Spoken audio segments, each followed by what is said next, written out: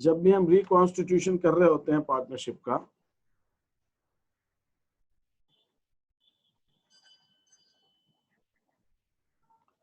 तो उस केस के अंदर हमको एक तो फर्म की बैलेंस शीट दी हुई होती है, ठीक है, हमें उसके अंदर बैलेंस शीट दी हुई होती है फर्म की पार्टनर्स की जो बैलेंस शीट है that is given to us. और जैसा हम सब जानते हैं कि बैलेंस शीट के अंदर एसेट्स लायबिलिटीज दोनों होती है।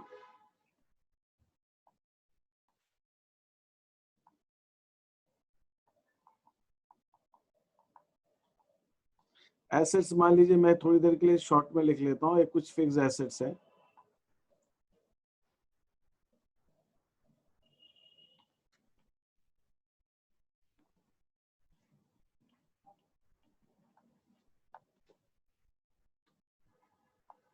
सपोज 3 लाख की फिक्स एसेट्स है, और then we have current assets,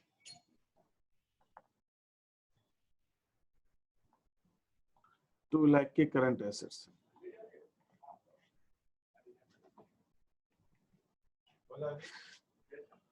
Then we have long-term liabilities.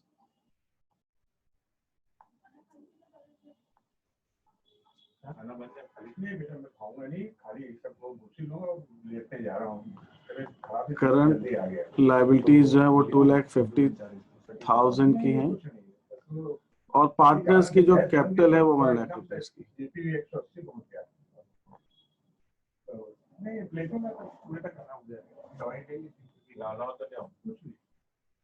ये पोजीशन है।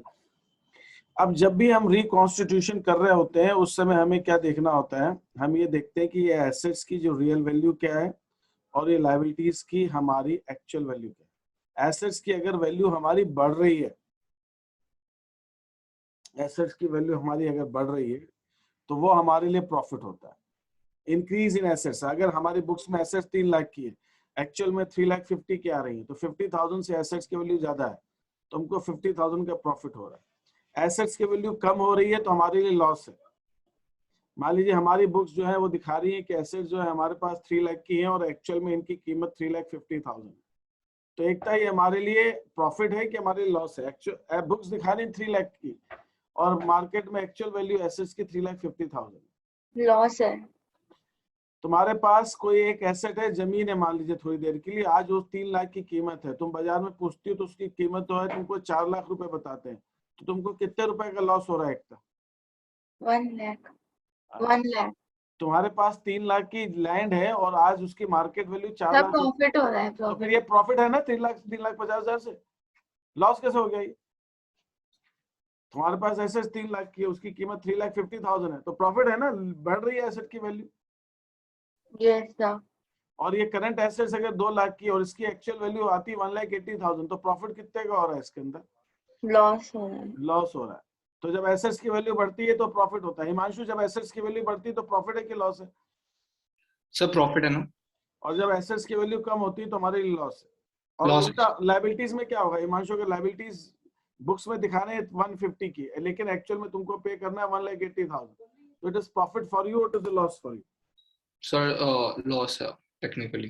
टेक्निकली लॉस है। और अगर लायबिलिटीज की वैल्यू कम हो रही है, लायबिलिटीज हमें कम देनी है, तो हमारे लिए प्रॉफिट है। अब मैं एक एग्जांपल दे रहा हूं, मान लीजिए एक एग्जांपल दे रहा हूं सिचुएशन कि मैं आपसे ये कह रहा हूं हिमांशु, यहां देना, bank overdraft appeared in the books at rupees 1,30,000.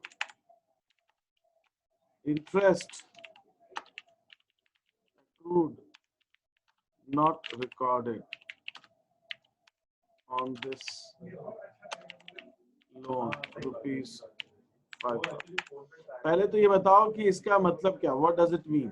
Himanshu, you need to tell me इसका मतलब क्या है। सर अपन लोगों ने बैंक में अपने जितने अमाउंट नहीं था अपन ने उससे ज्यादा बैंक से विड्रॉ कर लिया, तो बैंक ने अपनी ड्राफ्ट, हाँ ठीक है, चलो ठीक है, 1,30,000 का बैंक से अपन ने ज्यादा विड्रॉ कर लिया। बेसिकली टेक्निकली बैंक ने अपन को 1,30,000 का लोन दिया है और उसके ऊपर इंटरेस्ट है जो बैंक को अपन से लेना है, बट वो अपन ने अभी तक रिकॉर्ड नहीं किया। लेना नहीं है बैंक से, बैंक ओवरड्राफ्ट पे इंटरेस्ट आपको बैंक को देना होता है। हाँ वही तो बैंक को लेना है अपन से। बैंक को लेना है आपसे। तो ये आपका लोन जो बुक्स में 1,30,000 है, ये एक्चुअल में कितना है? ये 1,35,000 है कि 1,25,000 है कि 130 ही है? 1,35,000 का। तो आपकी लायबिलिटी बढ़ रही है कि घट रही है? सर लाइबिलिटी बढ़ रही है। ये प्रॉफिट है कि लॉस है? सर ये लॉस है। अगर ये लॉस है तो मैं अगर यहाँ पे रिवैल्यूएशन अकाउंट बनाऊंगा,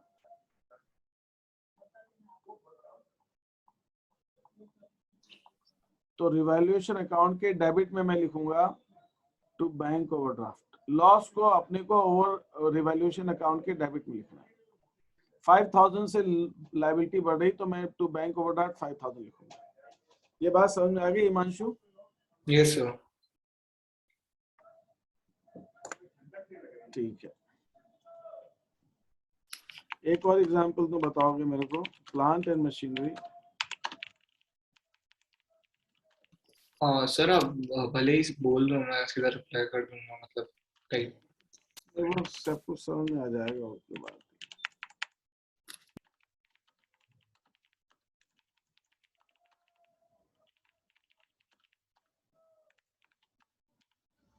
अभी प्लांट एंड मशीनरी हमारी बुक्स में 2,30,000 की, इसको 10% से डेप्रिशिएट करना है। तो ये हमारे लिए प्रॉफिट है कि लॉस है हिमांशु? Sir loss. लॉस है। तो ये रिवैल्यूएशन अकाउंट के डेबिट में आएगा, ये लॉस की क्रेडिट में? सर रिवैल्यूएशन अकाउंट के डेबिट में आएगा, to depreciation account. To plant and machinery बस। अच्छा हाँ, डिप्रिसिएशन तो उसी पे लगेगा। नहीं, अब यहाँ पे हम कोई नया नॉमिनल अकाउंट नहीं खोलेंगे।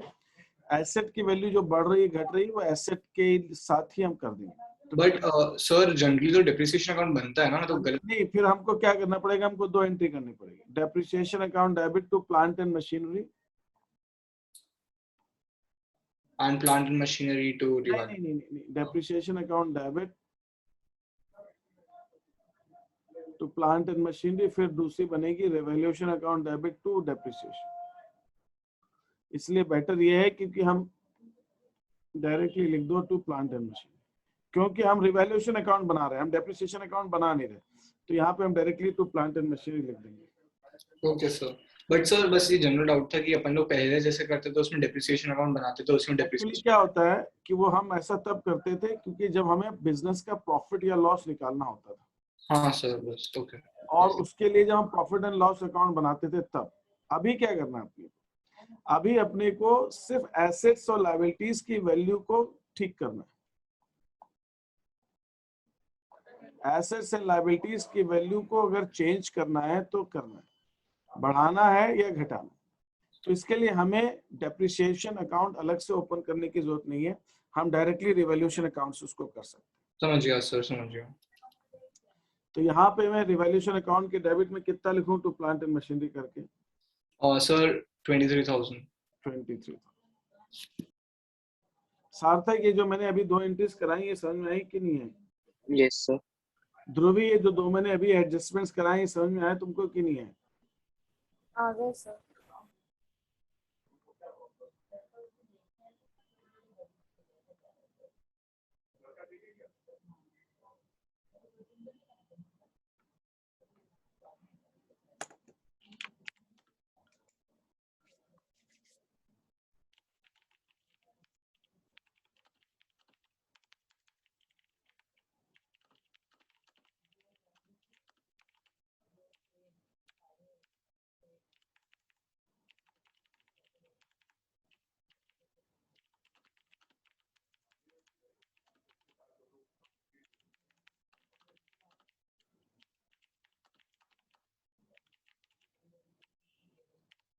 हमारे पास क्रेडिटर्स बैलेंस शीट में है 56,000 के, और 3,000 के creditors are not likely to be claimed. Dhruvi, इसका क्या मतलब समझ में आ रहा है तुमको, ये बताओ?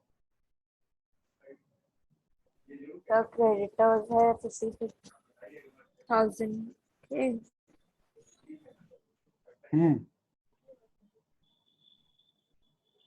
और सर 3,000 क्लेम नहीं किया है। तो मतलब क्या हो रहा है इसका? क्या क्रेडिटर्स बढ़ रहे हैं, घट रहे हैं, या कोई चेंज आ रहा है कि नहीं आ रहा है? क्या कह रही है? कम।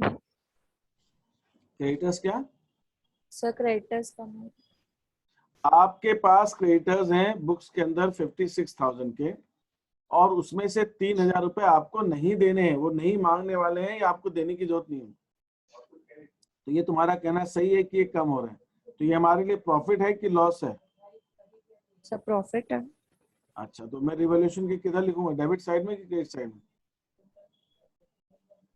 क्रेडिट। तो मैं यहाँ लिखूंगा बाय क्रेडिटर्स 3,000, बस ये लिखना है। तो ये तीन चीजें आपको समझ में आई कि नहीं आई? आ गई सर। तो मैंने अभी आपको सिर्फ 3 एडजस्टमेंट्स बताए हैं, ये वाला, ठीक है, ये 3 एडजस्टमेंट। हाँ, मेरे को एक डाउट है कि मेरे को क्रेडिटर्स को क्रेडिट साइड पे क्यों लिखा, उसका लॉजिक ढंग से समझ में नहीं आ रहा है।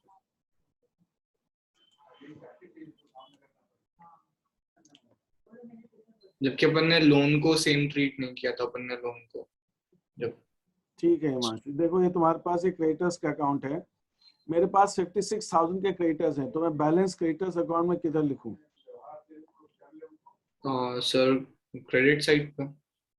बिल्कुल सही है, क्रेडिटर्स अकाउंट का बैलेंस जो है वो क्रेडिट बैलेंस होता है, तो यहाँ पे 56,000। अब ये बताओ कि मुझे इसमें से 3,000 रुपये, अच्छा पहले तो ये बताओ कि इसका मतलब क्या हुआ, हमारे क्रेडिटर्स 3,000 से बढ़ रहे हैं कि घट रहे हैं? सर घट रहे हैं। घट रहे हैं। तो आई हैव टू रिड्यूस, इस क्रेडिटर्स में से मुझे 3,000 को रिड्यूस करना है, I have to reduce creditors by 3,000। Yes sir. तो मैं क्रेडिटर्स अकाउंट में 3,000 किधर लिखूं कि 3,000 रुपीज कम हो जाए, डेबिट में लिखूं कि क्रेडिट में लिखूं? सर डेबिट में। अच्छा, तो उसका ट्रीटमेंट रिवैल्यूएशन से आएगा तो क्रेडिट मिलेगा। सर समझ गया। ठीक है, yes sir, got it. Bank loan भी एक बार देख लेते हैं। बैंक ओवरड्राफ्ट है 1,30,000, ये बैंक ओवरड्राफ्ट मान, लायबिलिटी है तो इसका क्रेडिट बैलेंस है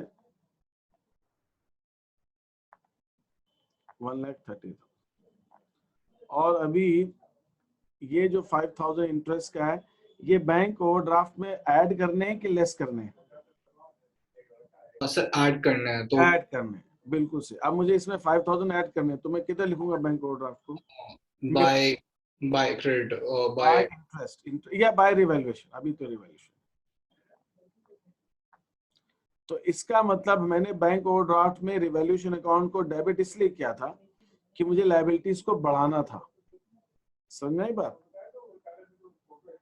मुझे लायबिलिटीज को बढ़ाना था, इसलिए रिवैल्यूएशन अकाउंट के डेबिट में मैंने बैंक ओवरड्राफ्ट लिखा है। बात समझ में आई तुमको? Yes sir. हाँ सर, समझ गया मैं अब। क्रेडिटर्स पे अब मैं आ रहा हूँ अपनी शीट पे जो मैंने आपको भेजी 27th है। ये वो क्वेश्चंस हैं, एक एक करके पहले हम इसको डिस्कस कर लेते हैं, फिर मैं आगे बढ़। इसमें क्या करना है मुझे, रिवैल्यू जनरल एंट्री चाहिए। एक काम करता हूँ, जनरल एंट्री करने के लिए मुझे इसको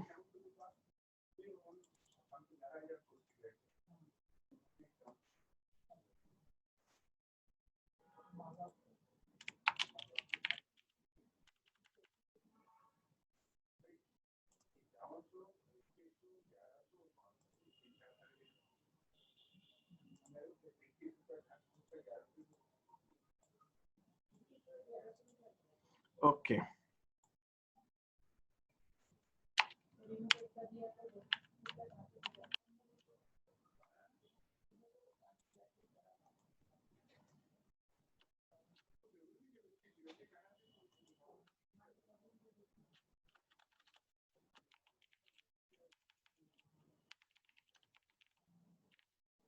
जनरल एंट्रीज आपसे इस क्वेश्चन में पूछी गई है, तो मैं जनरल एंट्रीज ही कर रहा हूँ, आप लोग सब उसको एक बार देखते जाइए।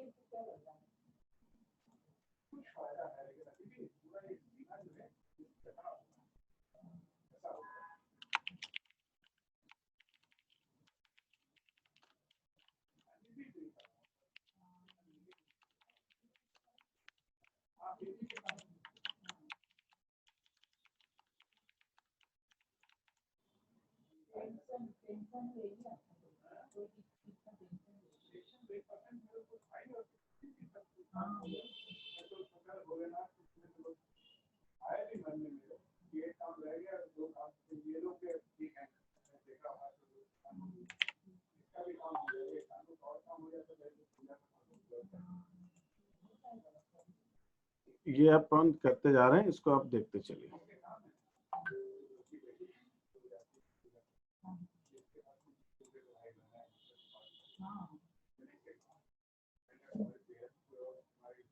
Building was appreciated by 25%। सार्थक ये बताओ कि बिल्डिंग को अप्रिशिएट करना है 25% से, तो बिल्डिंग के अप्रिशिएशन के अंदर हमको प्रॉफिट हो रहा है कि लॉस हो रहा है? प्रॉफिट। प्रॉफिट कितने रुपए का प्रॉफिट हो रहा है? तो बिल्डिंग की प्राइस कितनी लिखी? 4 लाख। हाँ,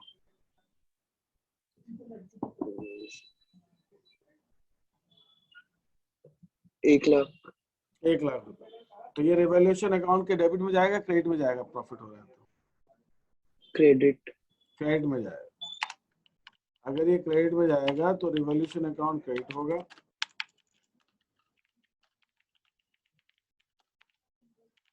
और बिल्डिंग अकाउंट को हम डेबिट कर देंगे। Building account debit to revaluation 1 lakh rupees. तो रिवैल्यूएशन अकाउंट में जो डिफरेंस है 1 लाख रुपीज वही जाएगा।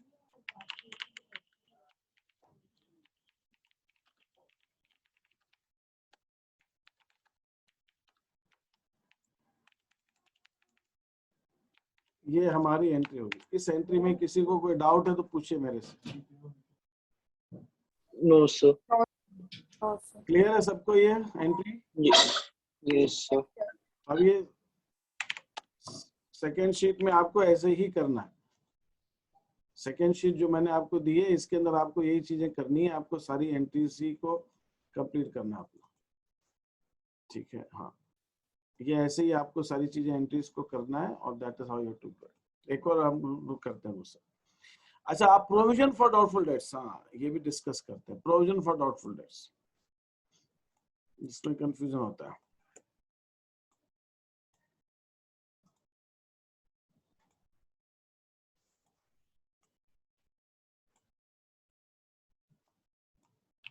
तो इसकी एंट्री तो डेटर टू प्रोविजन अकाउंट। नहीं, प्रोविजन अलग अकाउंट है। Provision for bad debts to be increased by ₹3000। 3000 से हमें प्रोविजन बढ़ाना है। तो प्रोविजन जब हम बढ़ाते हैं, प्रोविजन क्या कहता है? प्रोविजन से एसेट्स हमारी, ये जो बैड डेट्स का प्रोविजन है, इससे हमारी एसेट्स बढ़ती है कि हमारी एसेट्स घटती है? सर घटती है, डेटर वाला पार्ट भी डिक्रीज होता है। डेटर डिक्रीज होता है।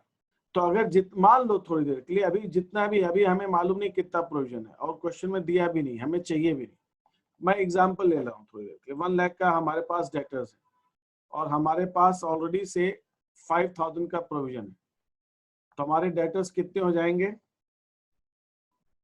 95,000। अब मैं इस प्रोविजन को 3000 से बढ़ा दूं तो ये नया प्रोविजन मेरा 8000 हो जाएगा। तो ये मेरे डेटर्स सब कितने हो जाएंगे? 92। तो 92,000। तो प्रोविजन बढ़ने से मेरे डेटर्स कम हो रहे हैं। तो प्रोविजन बढ़ना मेरे लिए प्रॉफिट है कि लॉस है? लॉस। प्रोविजन जब बढ़ रहा है हिमांशु, तो मेरे को प्रॉफिट हो, मेरे डेटर्स एसेट बढ़ रही कि घट रही है? सर घट रही है। तो जब घट रही है, जब प्रोविजन बढ़ने से हमारे एसेट्स घट रहे हैं, तो हमारे लिए वो प्रॉफिट है कि लॉस है? सर लॉस है। तो जब हमारे प्रोविजन बढ़ रहे हैं तो हमारे लिए वो लॉस है। तो इसका जब प्रोविजन बढ़ेगा तो उसको रिवॉल्यूशन के डेबिट में लिखना है, जब प्रोविजन घटेगा तो उसको रिवॉल्यूशन के क्रेडिट में लिखना है। प्रोविजन घटेगा तो आपको बस प्रॉफिट लॉस के सेंस में सोचना है। सेकेंड, ये प्रोविजन को रिड्यूस करना है 5000 से 3000। तो 2000 से प्रोविजन को रिड्यूस कर रहे हैं, तो हमारे लिए प्रॉफिट है कि लॉस है? ध्रुवी, हमारे लिए प्रोविजन कम हो रहा है तो प्रॉफिट है कि लॉस है? 5000 से 3000 हो रहा है प्रोविजन, प्रॉफिट है। तो ये रिवॉल्यूशन अकाउंट के क्रेडिट में आएगा। तो यहाँ पे मेरी provision account already balance sheet में आता है, प्रोविजन फॉर बैड डेट्स। अब आप बोलेंगे सर प्रोविजन अकाउंट तो आपने ओपन कर दिया। ओपन नहीं किया, ये बैलेंस शीट में पहले से प्रोविजन दिया होता है। हमें ऐसा कोई भी नया अकाउंट ओपन नहीं करना है, जैसे डेप्रिसिएशन वगैरह जो बैलेंस शीट में नहीं है। अगर कोई ऐसा अकाउंट जो बैलेंस शीट में है तो वो हम ओपन कर सकते हैं, वो चलेगा, बैलेंस शीट के आइटम लिख सकते हैं, लेकिन कोई ऐसा अकाउंट ओपन नहीं करना है जो हमें बैलेंस शीट में दिखा नहीं सकते। हमें सिर्फ उन्हीं अकाउंट से एंट्री करनी होती है जो बैलेंस शीट में आता है। जो अकाउंट बैलेंस शीट में नहीं आ सकता वो अकाउंट हमें रिवॉल्यूशन में नहीं लिखना चाहिए।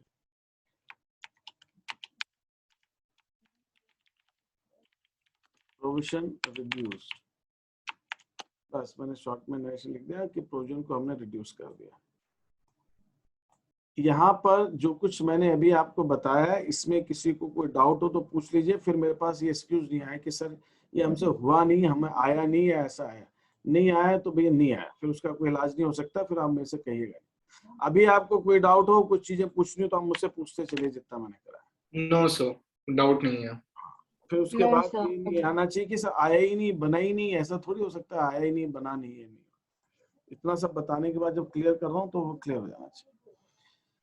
ठीक है, अब हमें एक नया प्रोविजन बनाना है सार्थक।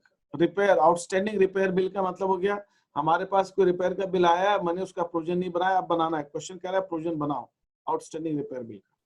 तो ये नया जब प्रोविजन बना रहे, प्रोविजन फॉर, ये प्रोविजन जो है लायबिलिटी का, हमें पेमेंट करना है। तो ये क्या है, हमारे लिए प्रॉफिट है कि लॉस है? हमें लॉस है। 4,000 रुपए और देने हैं। तो हमारी जो एंट्री हो जाएगी इसके अंदर, वो revaluation account debit to provision for repair bill.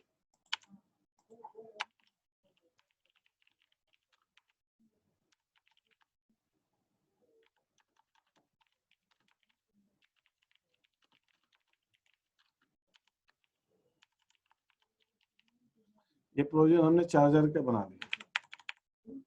इस हिसाब से आपको ये पूरी शीट के आपको जनरल एंट्रीज मुझे करके देंगे।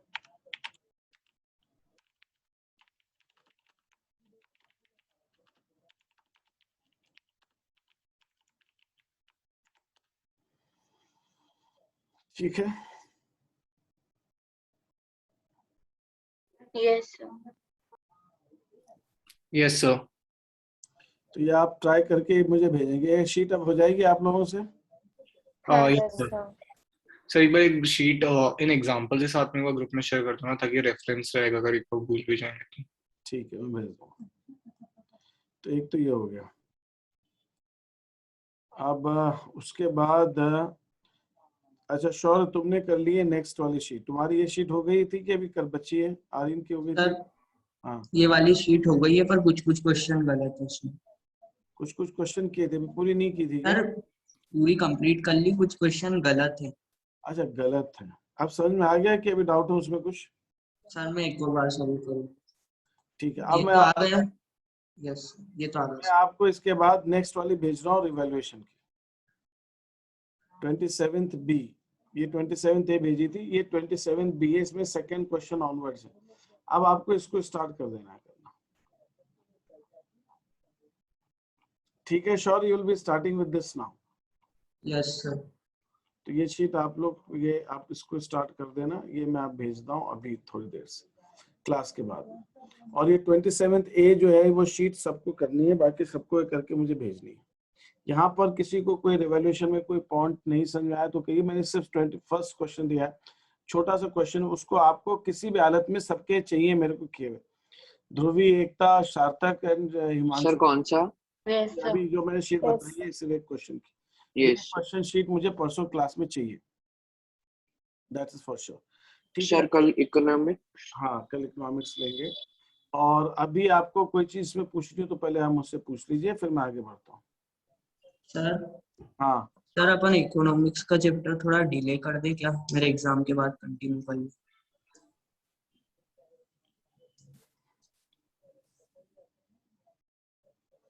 एग्जाम कब खत्म होंगे तुम्हारे? सर 13। तुम्हारा ये कहना है कि तब तक जो है मैं अकाउंट से चलने दूं अभी, ऐसा? Yes sir. सर क्योंकि वो मैं समझ भी नहीं पाऊंगा, इधर पढ़ाई करूंगा। किसी को इसमें कोई प्रॉब्लम है क्या जो ये शौर्य मांग रहा है?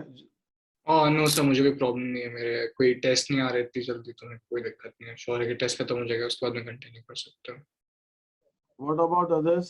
सार्थक? No, sir. मुझे भी कोई प्रॉब्लम No, sir.